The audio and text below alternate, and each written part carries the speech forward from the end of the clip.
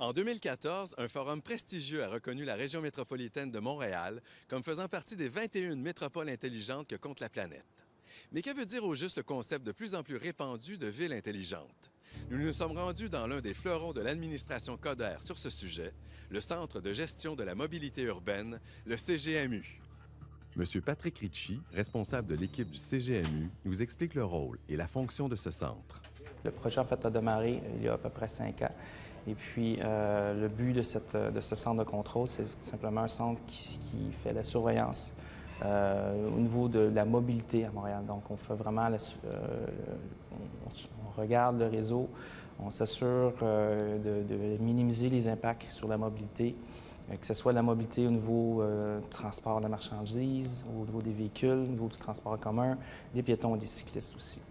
En quoi le CGMU contribue-t-il à rendre Montréal une ville plus intelligente?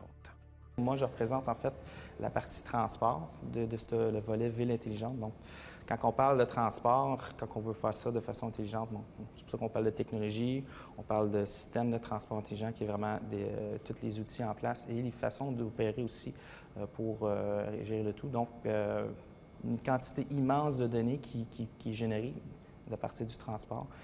Beaucoup d'informations aussi qui peuvent venir des feux de circulation.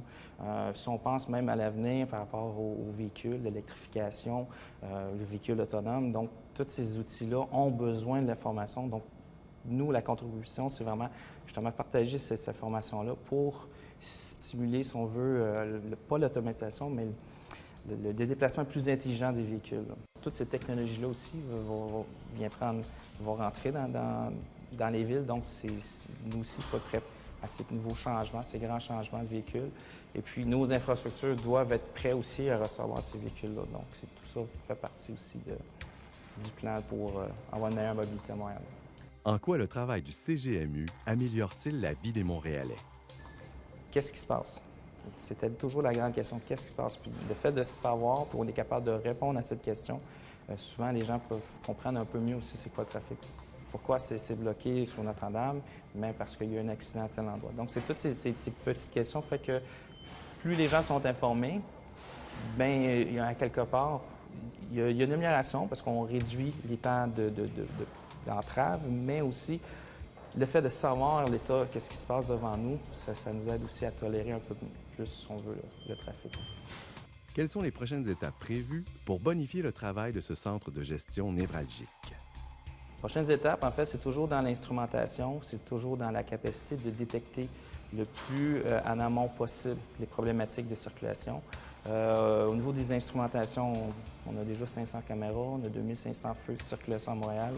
On a plus de 10 000 détecteurs en place un peu partout pour mesurer finalement la présence, la vitesse, ainsi de suite sur les véhicules. Et puis, on a même des panneaux pour informer les gens. Donc, on a 200 panneaux. On va doubler en fait la quantité de panneaux pour mieux informer les citoyens. Quel est le but ultime d'une structure aussi complexe? Quel exploit futur son gestionnaire actuel voudrait-il qu'elle accomplisse? On sait qu'il y a des réglementations qui existent. Il y a des utilisateurs les conducteurs d'automobiles, eux, quand ils ont des habitudes, mais avec les normes puis les façons différentes qu'il faut conduire, si on veut vraiment changer la mobilité, bien, c'est ce changement de culture-là.